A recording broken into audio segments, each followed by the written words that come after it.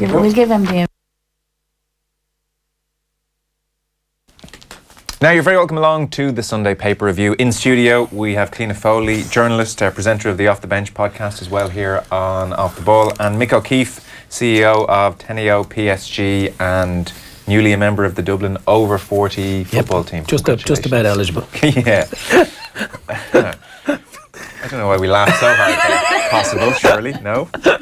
So your Sunday papers then, I will start with the, and I'll hold these up to camera. We are on Facebook as ever, and you'll be able to watch this in video if you want. So this is the front page of the Sunday Times news section, and they've done a wraparound of their main news section. It's 4 pages of Leinster goodness as I open some of it there for you. So the front page, a brilliant picture of the team with the trophy and the champagne. Kings of Europe is the headline. Back page is a lovely shot. What a brilliant shot that is. Moment of truth. Remy Tallez misses his last-ditch drop goal, and Leinster are champions. And it shows Jack Conan stretching every inch to try and dive on the ball.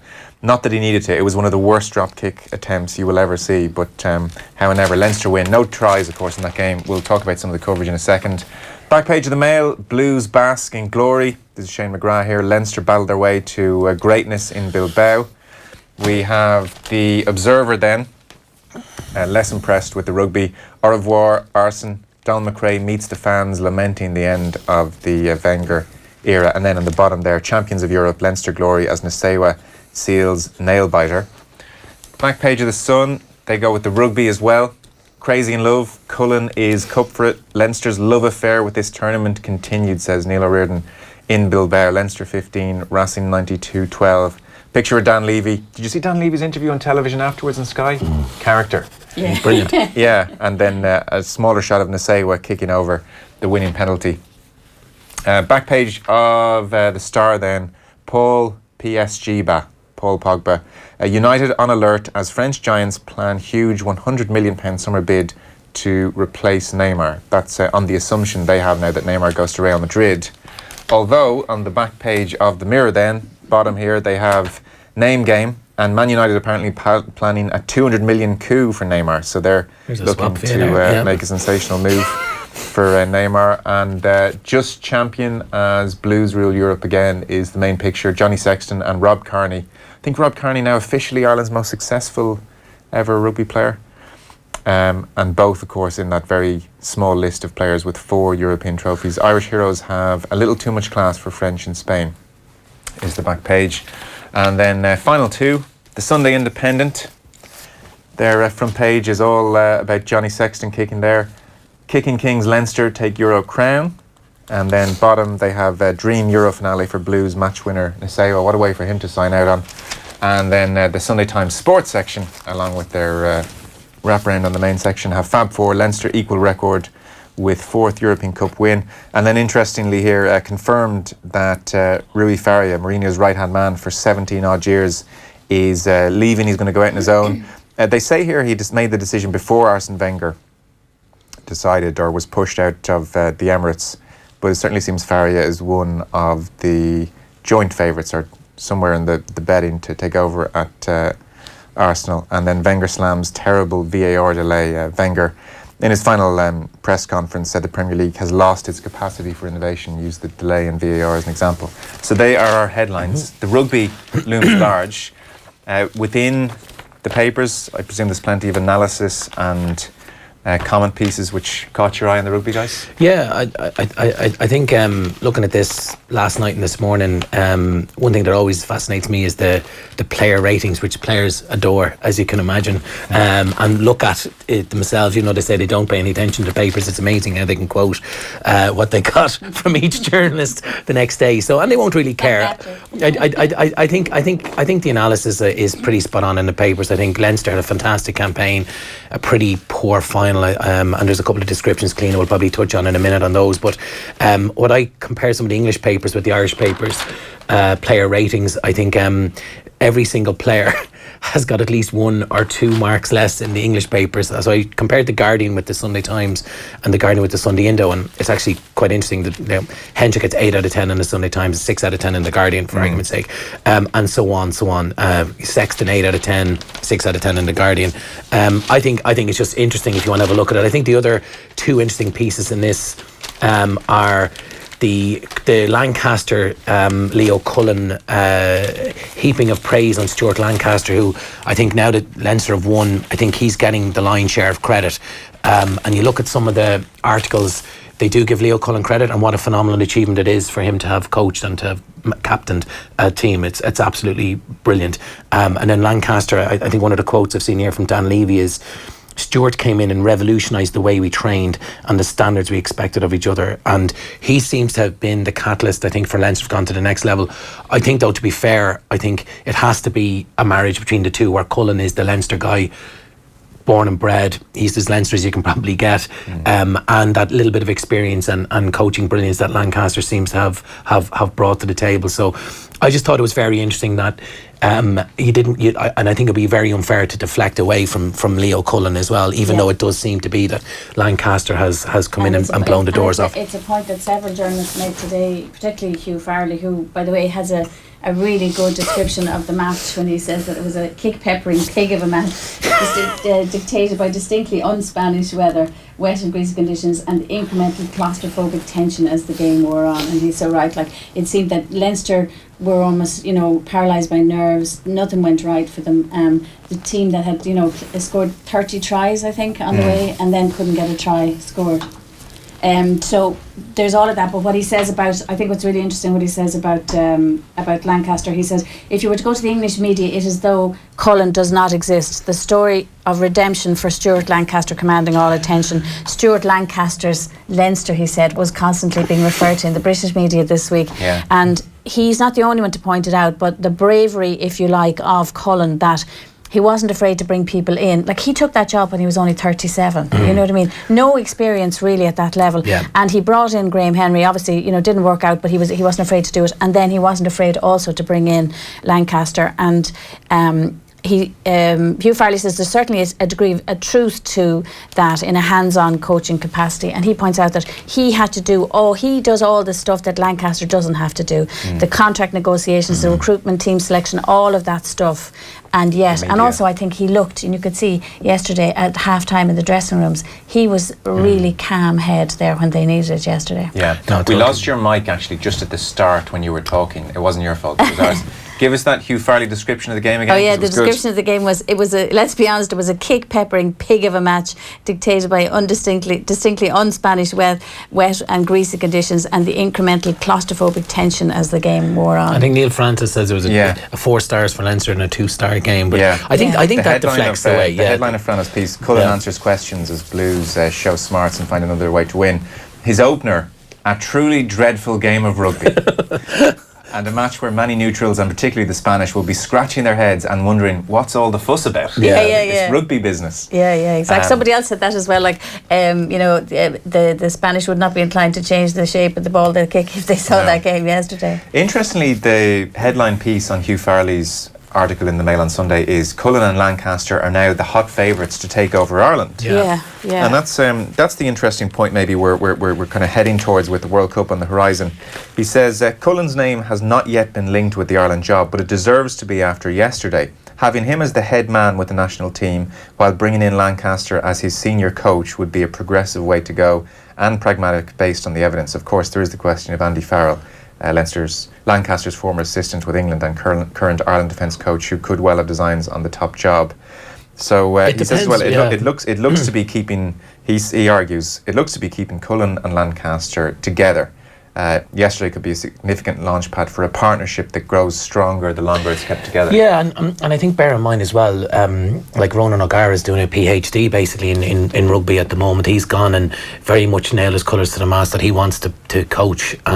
He's had time in Racing and now he's gone down to New Zealand. Paul O'Connell is dipping his toes in the water with the under-20s. What you might see depending on the timing of this, if Joe does walk after the next World Cup, is Cullen obviously has, as part of a package, should be considered. I don't think there's any doubt about that. But O'Gara could be on that coaching ticket. O'Connell could be on that. It really depends how that whole thing is made up. Because there doesn't seem to be one kind of outstanding manager type who's Irish at the moment. But there could be a combination of guys that have come from that same generation. And Leinster's record, and how they've turned things around. There's a good piece by Brendan Fanning in the Independent today that people might like to read. And I think it was a very good piece because he had foresight to do it beforehand, to prepare it and have it ready to go in, obviously. And it is he tracks all of the management teams that Leinster have had and different managers, how it's developed, and also looks about what they need to be doing now. And he's saying the one big thing probably they need to sort out now is maybe to refinance the stadium and get that done. But I like that overall look. I think that's a good read for people. I actually agree with you. I think when you take a step back from this and you look at the fundamentals with Leinster, right? So they are the only professional sporting franchise in this city, right? And okay, there are 12 counties as well. Big population of over a couple of million. Big money in terms of sponsorship that they have behind them, and I think Brendan Fanning's. I think the main point he's trying to make, I think, is they need to literally build on this success and get the stadium done. So you have the UCD facility, which we've probably all been in, which is fantastic, and it marries that sports science, gives them a permanent base.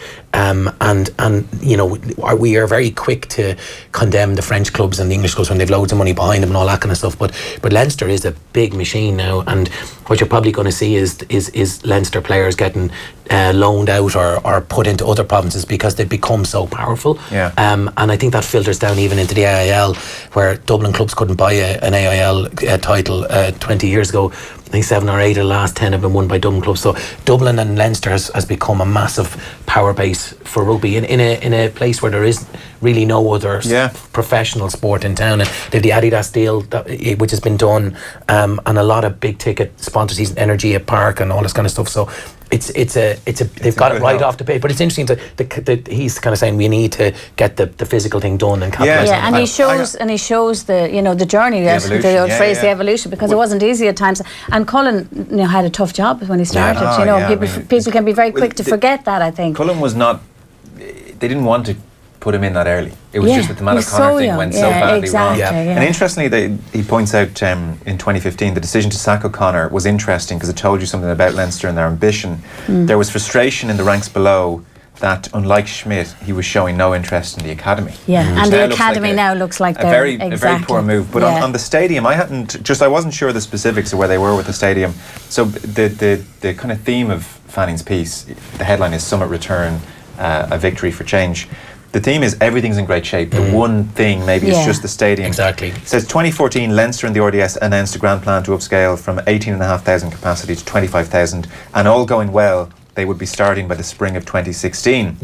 Instead, here we are slipping into summer 2018, no progress.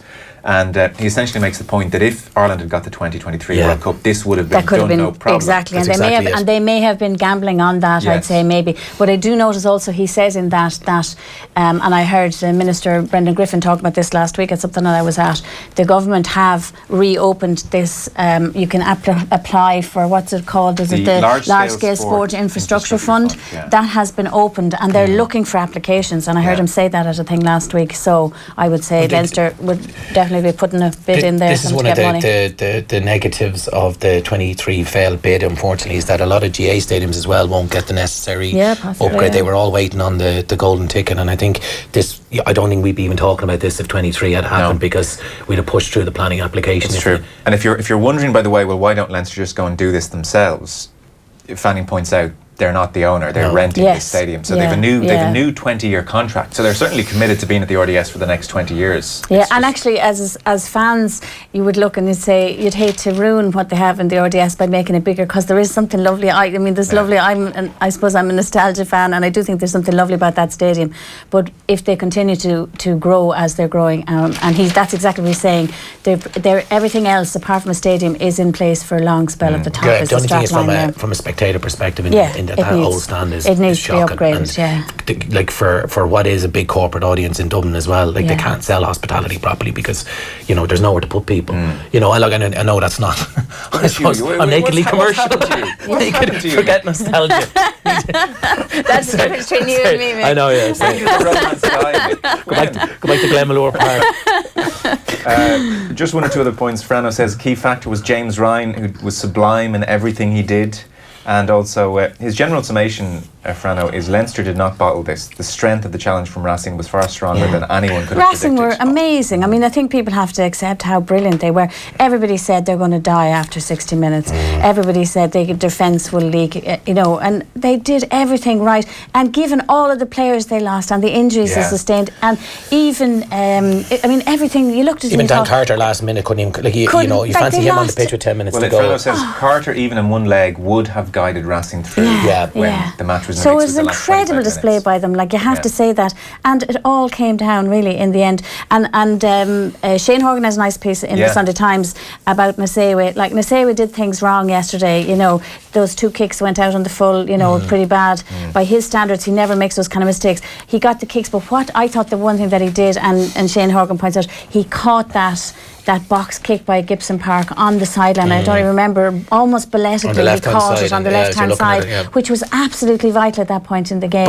And he really stood up, I thought, in those final minutes when they needed that leadership. I think, look, Leinster had an amazing campaign, and I think this shows the proof in the home quarter-final, home semi-final, and how important it is. And I think their performances in both quarter and semi-final, people got carried away. And how you could have put Racing as 5-1 in a 2-horse race is bananas. In hindsight, it is. I have to admit, I did think they could beat Racing by 10 points because of the way they were playing. Sexton said afterwards, we had a brilliant plan. We were ready to go to the next level again. Yeah. But he said they just slowed down our ball. And they were brilliant at what they did.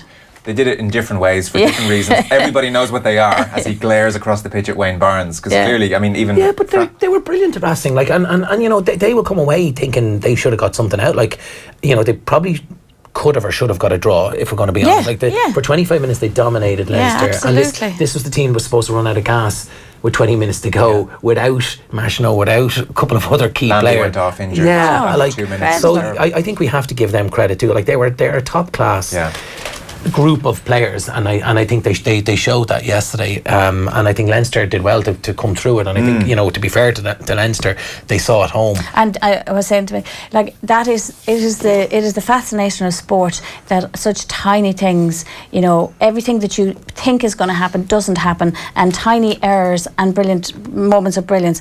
I think Teddy Thomas's decision to go outside. Shane Horgan highlights that. Oh my Lord! I mean, what a mistake! Rule 101. Rule 1.1. What a mistake, And yet James Ryan, I remember at the very end as well, just getting in and getting over a ball and winning the ball in a ruck, which they weren't able to do all day. Though that's what makes sport fascinating, isn't it? That these things can happen. Yeah, Horgan's head. I mean, he that's the theme almost. His headline is "The Moment the Tide Turned," and his opening line is, "If no one else remembers his most telling contribution to the final, then you can bet the man himself will." Rule 1.1 of wing play tells you never embark on a run that can only end in touch. Yet that's exactly what Teddy Thomas did when he got the ball inside his own 22 with less than 5 minutes left. Leinster got the line out, launched the attack, and won the penalty in front of the post. And actually, less than 5 minutes left. I think it was it 78 minutes? That was the first time Leinster were ahead in the whole game. They hadn't led for the whole game.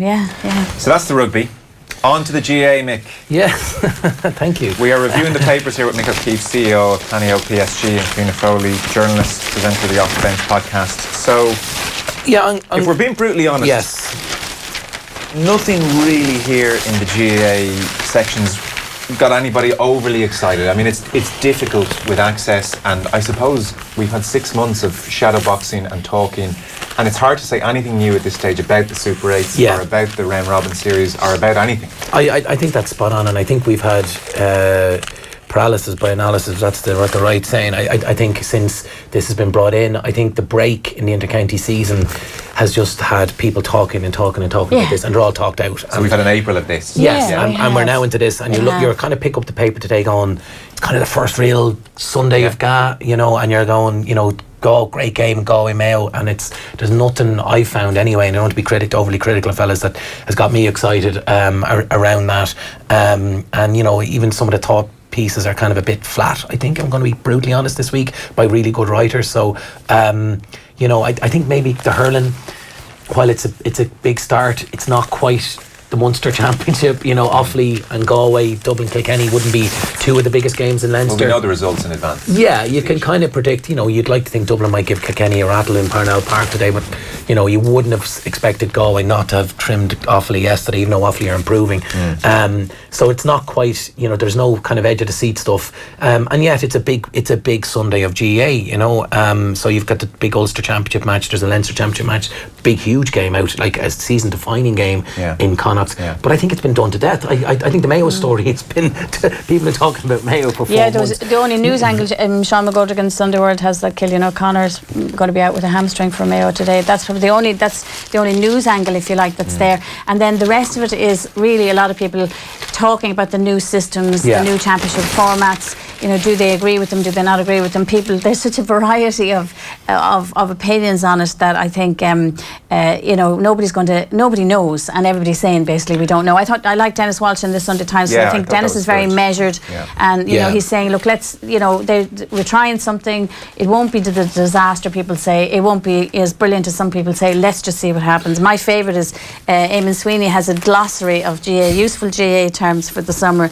and he gives us 19 phrases that people will use in the commentaries and what they really mean. And that's a great little gig, but it's well worth it. Give us some of your highlights. Number 3, there was nothing malicious in that, which really means that was a nasty belt, but it's not worth getting sued over.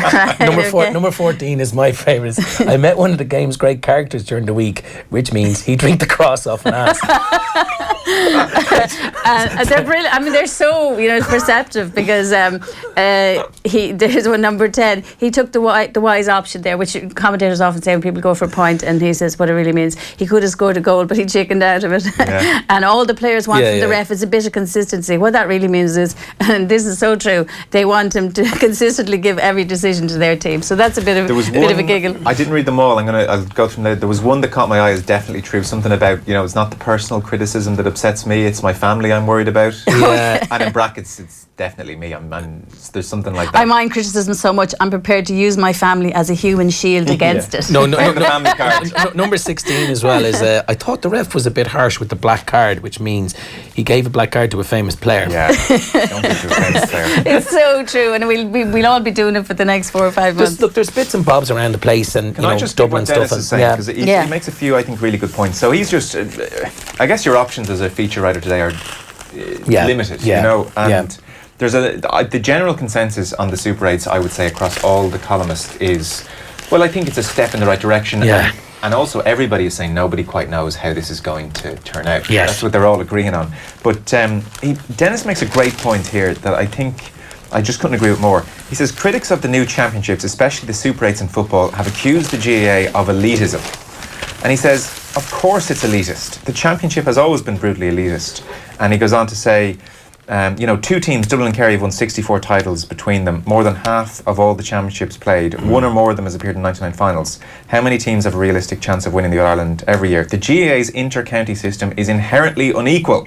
But there is no way of correcting it. There's no feasible way of creating 32 units of equivalent size. And I think that's just a really good point. Every point he makes here is really salient. I think it's a really good piece. And the one thing he says is it's beyond ridiculous that the football championship isn't stratified like the national leagues. He's loads of stuff like that, just solid sound sense that really it cuts through a lot of the bull Joe Brawley's making that point as well, actually. He was over at Leitrim, New York, and he just came away from what seemed like, you know, he said it was a brilliant celebration. There was a magic about it. It was a real good game. Thrilling match, Why are we not having these meaningful competitions? And one last thing on Dennis, I just want this in bold every time the word elitism is talked about in the GA. The Super 8's experiment captures the essence of elite sport, the best teams charging at each other with another layer of excluded teams desperate to join the fight. Like, I appreciate the word socialism has been used a lot by Colin O'Rourke at times in GAA, and we should make things a level playing field. Dublin with their 800 grand a year and Leitrim with their 20 grand. But there is a point where the point of sport is to have the best teams eventually at some stage in the competition play each other. But we don't live in a communist society, and unfortunately there are teams that are bigger populations and bigger resources who are going to compete at a higher level. What I think the analysis Dennis is pointing at, and others as well in other papers today as well, is the Super 8s is a stepping stone to the new structure, and the GA being the GA, it has to move slowly. And I think there's now an acceptance that we need a tiered championship. We have it in club football, we've junior and intermediate championships. There are not 32 or 34 or whatever you want to look at it, or 33, whatever it is, senior championship teams in football. And I think that's a massive problem. In hurling, we've stumbled upon a structure that's kind of a north-south divisions that are kind of the same. And in hurling, there's an acceptance that all teams are not equal.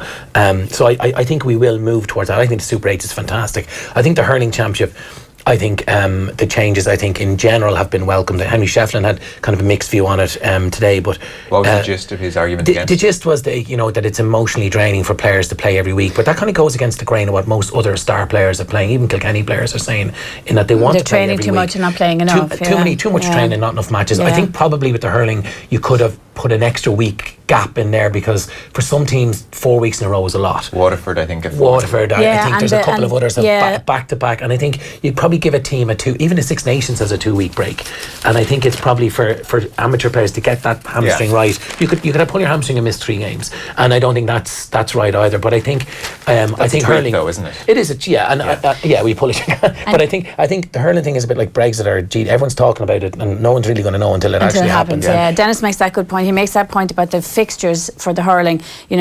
Some counties have a lot of away games, and that probably needs to talk about. But his summary, I mean, it's funny. Eamon Sweety's the same. He's saying hurling is great, the football thing is going to be a disaster, and other people are saying that as well. But Dennis says they'll probably review the spacing of the games in the hurling championship, and probably the relegation issue for the McCarthy Cup, and find a way of executing it more fairly. But he said the new system is bold and loaded with promise. Football needs to catch up, but at least it has taken the first step. This will be a summer like no other. Yeah, to dive in. But it's the first time. What he says about the hurling's, it's an amazing line actually. He says, "Look at what hurling's done. The Munster Championship is hurling's only listed building, and yet the new championship has essentially turned it into apartments." Yeah, but he goes on to say there'll be great crowds. There'll be, he says, for instance, if you look last year. In the last 2 championships, Clare played Waterford, Limerick, and Limerick and Thurles. Clare played Waterford and Limerick and Thurles over the last 2 years. Both occasions, attendances fell short of 20,000, so Semple was 2/5 full. Yeah. This summer, Clare will host Waterford and Limerick in Cusack Park.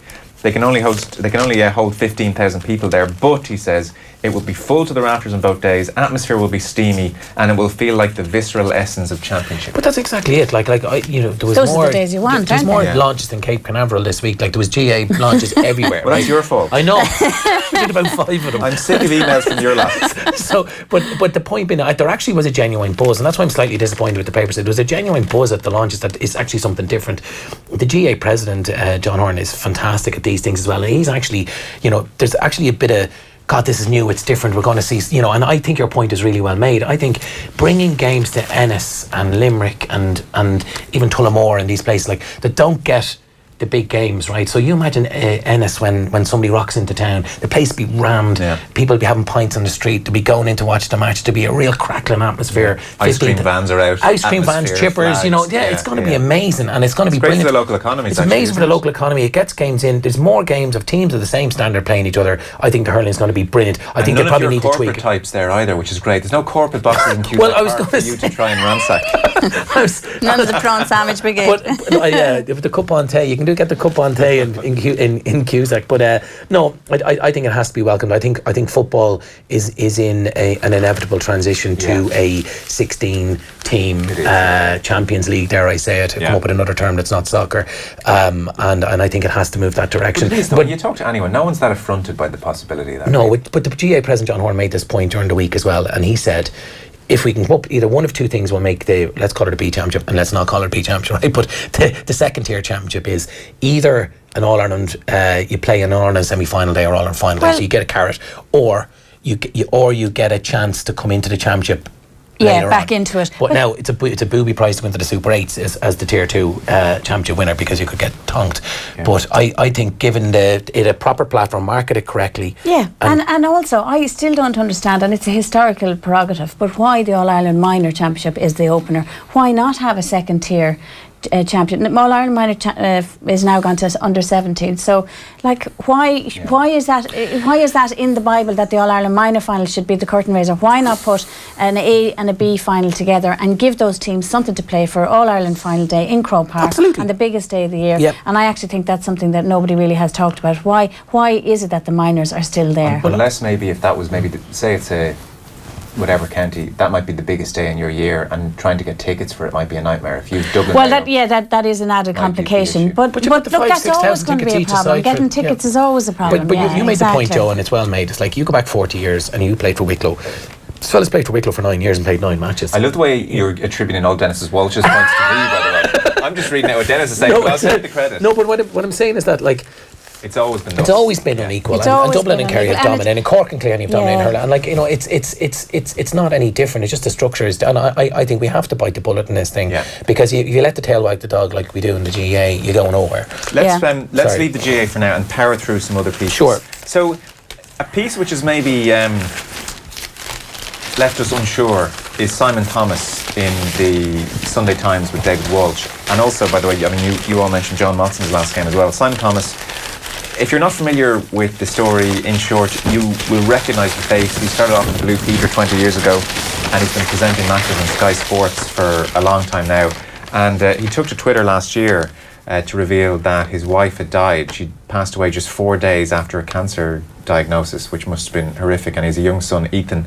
And Thomas, he has also resigned from Sky Sports recently as well, because he wants to spend time with his son, and he was suffering with anxiety attacks just by coincidence around the time his wife fell ill. So he's taken to Twitter a lot since her death, and David Walsh has sat down with him. He's been incredibly open, both with Walsh, and he's also very open on Twitter as well. Before I get your opinions on the piece, you might just sum up some of what Simon Thomas is saying, or what's jumping out at you. I mean, he talks about the openness, and he decided from minute one to be open with people on Twitter. Yeah, I suppose what I like about this, because it feeds into a lot of the discussion recently about masculinity, about young men opening, you know, their hearts and opening their not being afraid to talk about their feelings, which is all really good. And particularly when you think about, you know, darkness into light yesterday morning and the thousands of people that were out walking for that. But I suppose the thing that I don't like about this, and this is a very personal, I have to say, this is a very personal point of view, I suppose, is I'm not sure that this is the place for this piece to be in the sports pages. He's very open about his late wife and their sex life, about aspects of that I just didn't think fitted naturally in sports pages. And I think it's also it also was interesting. So I like what he's trying to do about getting people to talk about their feelings. I'm just not sure this is the right place for it, I suppose. That's what I'm saying. And I think it's interesting, the rise of, with social media, the rise of journalists and commentators and people in the media almost as celebrities in their own right. You know, I'm not comfortable with that, I suppose. And I think it's interesting that Motti is retiring today, and after how many years, I don't know how many years doing, is it 50 years in the commentary business? And it warrants, you know, an 8-paragraph piece in the Sunday Times, and then there's this, which is, you know, very different. So I suppose it's a personal thing for me, but I'm not comfortable, I suppose, with some aspects of it, and also this notion that people who work in the media are celebrities. We're not. We're just doing a job. It's the athletes who should be getting the attention. I think the way it's gone, I think, you know, people on the box and Sky, and that they do become part of the package, so to speak, you know, and I think I'm kind of conflicted on this one as well. I don't know the context of this, and it does strike me that there's an element of it's good for men to talk about things like this, and maybe your point is well made that it's not in sports pages, it should be in, you know, a more kind of lifestyle kind of thing. Could be in the feature He pages. is a celebrity, and he's gone through an horrendous time, and he's talking about it, and I suppose in light of all the mental health issues and all that kind of stuff, I think that's probably a good thing, right? Whether it's, you know, a full page in the Sunday Times, I don't know. And I think you're right. I think it's, you know, there's a lot in there. I wasn't exactly, you know, engaged in the piece myself, I have to say, but I welcome, you know, men coming out talking about these things. I fully take your point on the celebrity kind of profile of some of the presenters and that kind of stuff. Isn't that just inevitable, though? It is. It's slightly different to, say, a print journalist who's doing their pieces. this guy has been a presenter. He was on Blue Peter, and just broadcast media is such that there's huge audiences watching you. Yeah, People they know inevitably you're become curious, celebrities, even if they don't want to even if be. you're not Yeah, and courting it. particularly now with social media, Joe. Yeah. I did find the stuff about their sex life slightly needless. Yeah, I thought I didn't think that I was mean, sure, necessary to be before there. anyone thinks it's overly detailed, it's not. No. It's just the short of it is they dated for 4 years, they're both Christians, and they waited until they were married to consummate the relationship, and then he talks about some other issues they had. But that aside, which I thought, don't know if I need to know that, or, I don't know if his son necessarily needs to be reading that.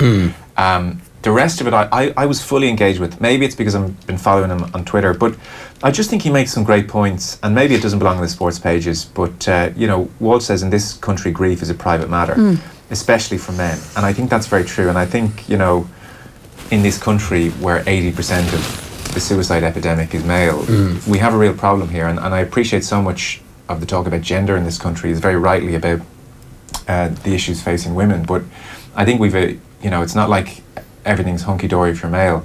He says at one point, I decided if people ask me how I feel, I will tell them. When one of the dads at school said, how are you? I said, I'm struggling.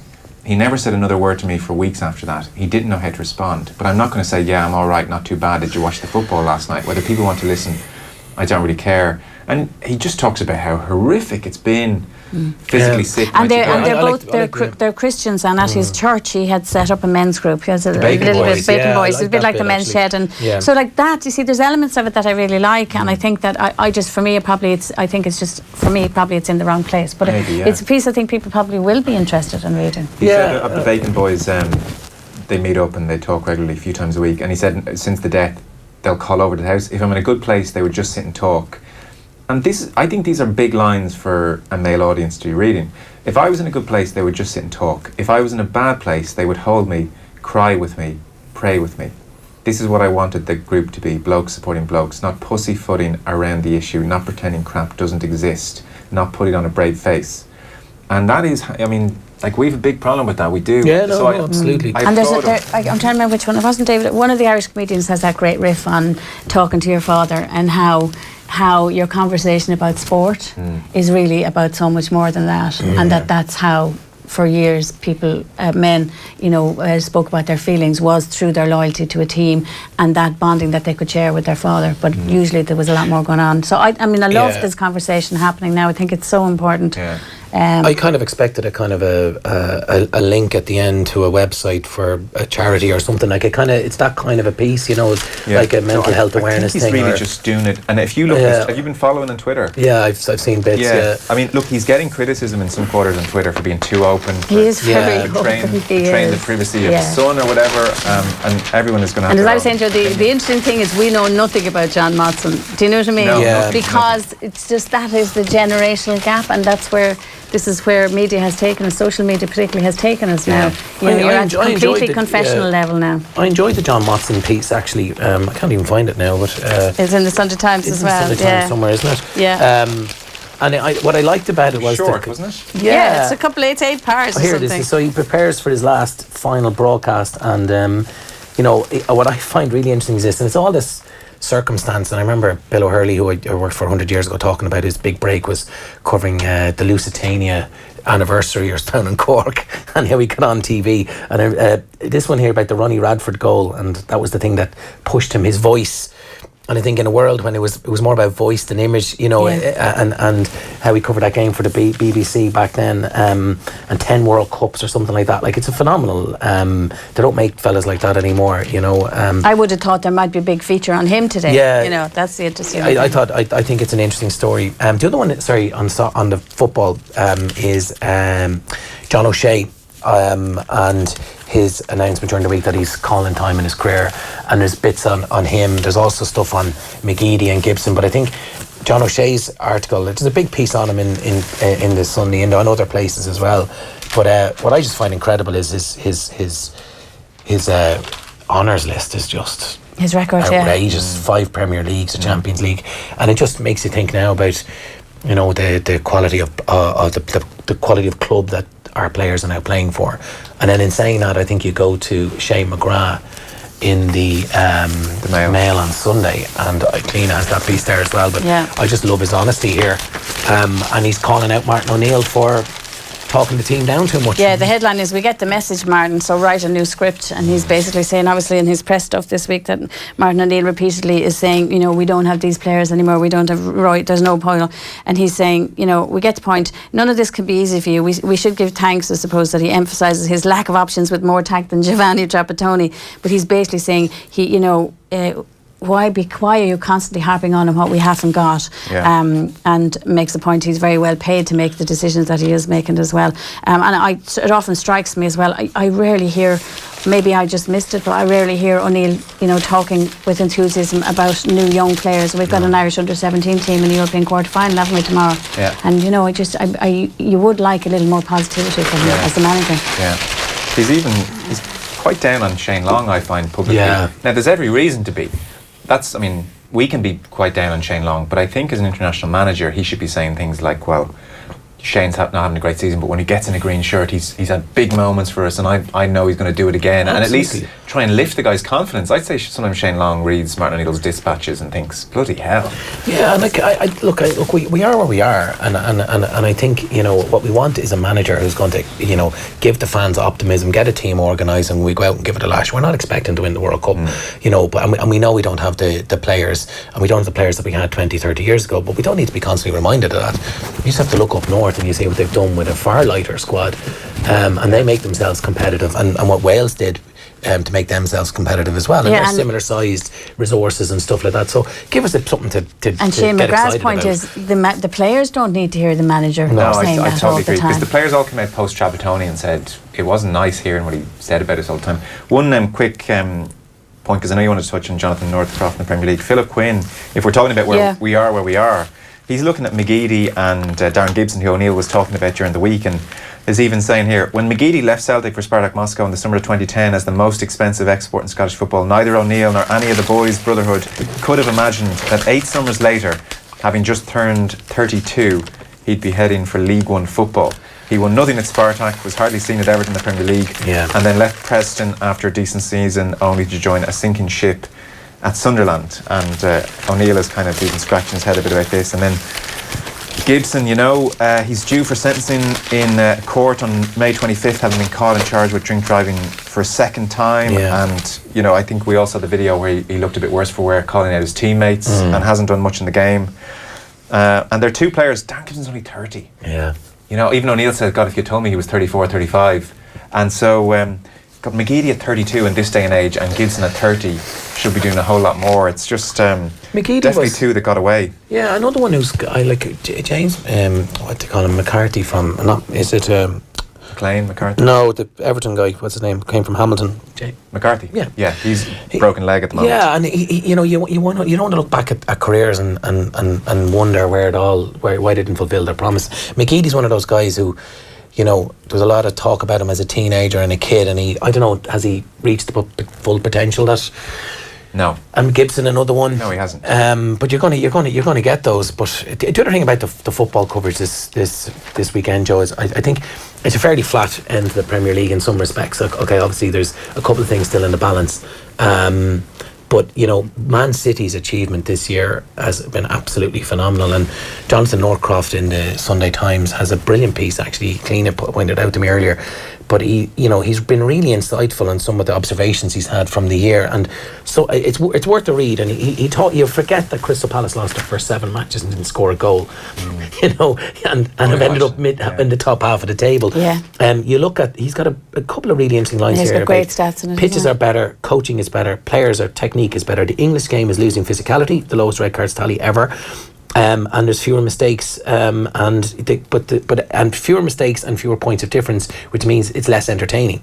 So the challenge is twofold. The big clubs, apart from City, need to improve, and the rest need to add competence and more personality. And he's making and there's loads of stats in there about the difference that money is making, sort of how it's changing things. And even he does a thing on different trends, and he said if a number of clubs, they sacked 2 managers in the one season, which is never happened, the double sacking.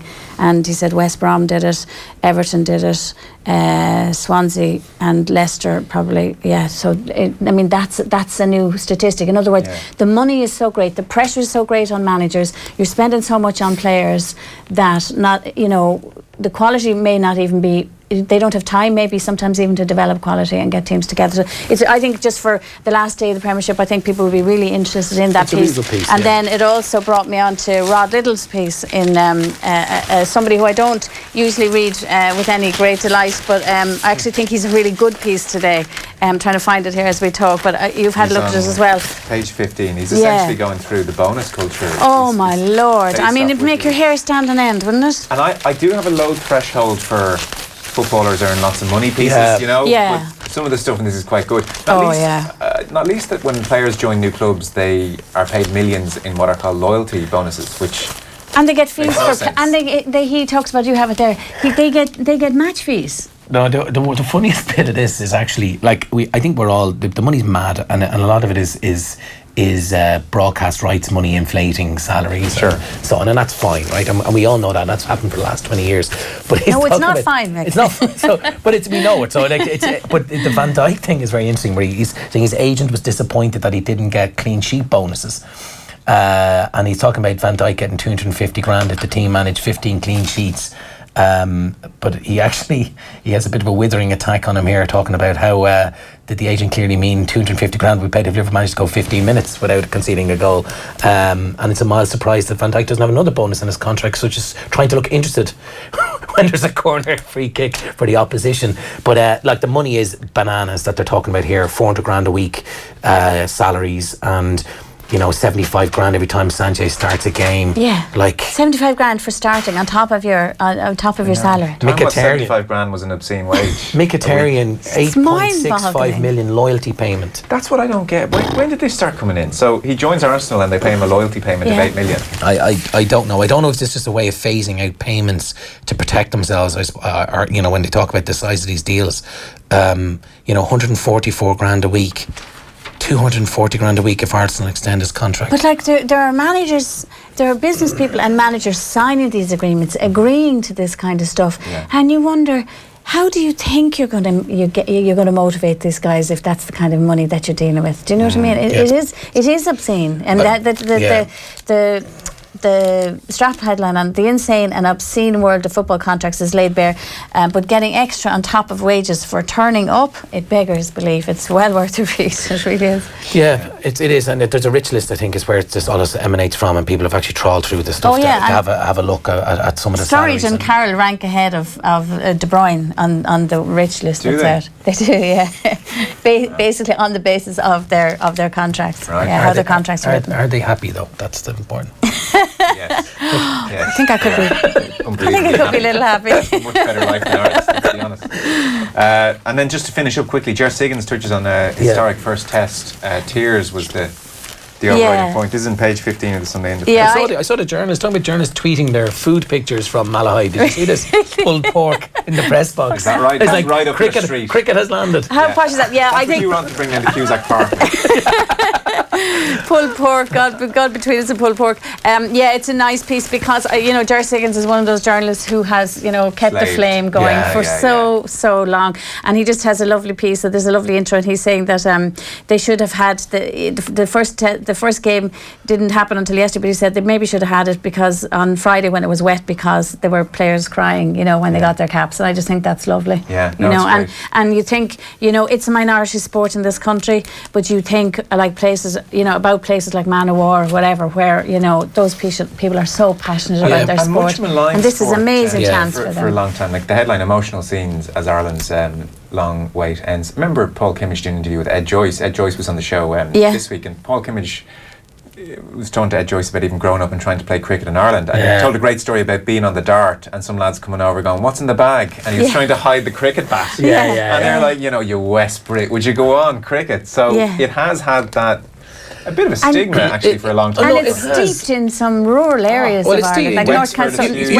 County Dublin is Dublin most popular bizarre part of the world for that. Most popular sport in the late 19th century in the country. Totally. And look, cricket has a long tradition here, and I think probably unfairly maligned, but I think that's thankfully those days are over. Yeah, and I think that John Kenny, Emma Reardon, Jerry Siggins, people like that we know as journalists, you know they're out there, and you know they're really just delighting with it. John Kenny with the umbrella up last night doing the final report from the highlights. The question was, had Test status come like that golden generation of players, come too late, a wee bit like Italy in the rugby, but I think it's a huge boost for Irish cricket, and I think the other thing is our weather and our attention spans more suited to like the T20 style cricket, and would be better off pouring resource into that rather than Test cricket. So there's a load of stuff in this, but I think it's a great day for Irish sport when you've got a team going into. We have a lot of sports in this country, and I think it's fantastic. You see some of the pictures from Malahide, people posting on up on social media, and I think our media coverage of sport is so concentrated on the big 3 or 4.